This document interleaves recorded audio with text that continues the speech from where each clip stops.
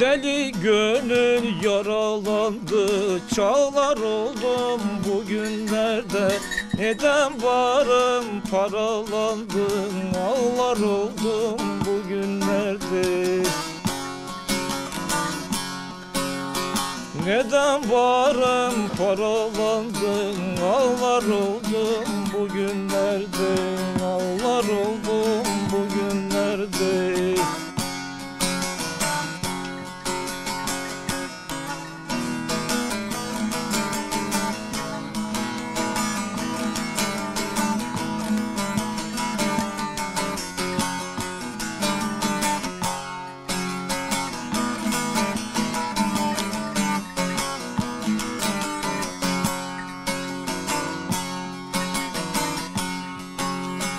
Dokunmayın bana sakın, kimin uzak kimi yakın.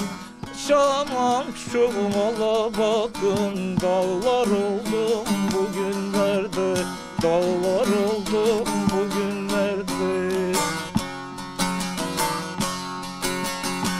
Şaman şu mala bakın, dağlar oldum bugünlerde, dağlar oldum bugünlerde.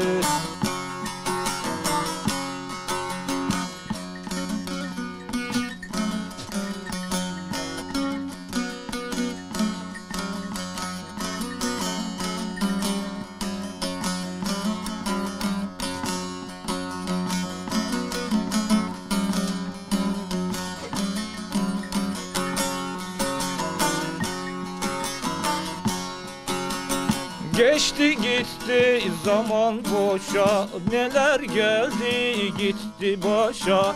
Vurduk gene taştan taşa, yarlar oldum bugünlerde, yarlar oldum bugünlerde. Vurduk gene taştan taşa, yarlar oldum bugünlerde, yarlar oldum bugünlerde.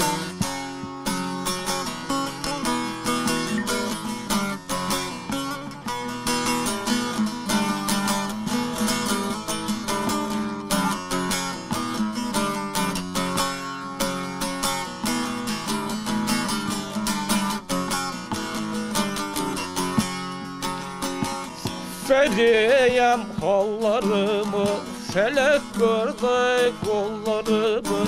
Dosta giden yollarımı, bağlar oldum bugünlerde, bağlar oldum bugünlerde. Dosta giden yollarımı, bağlar oldum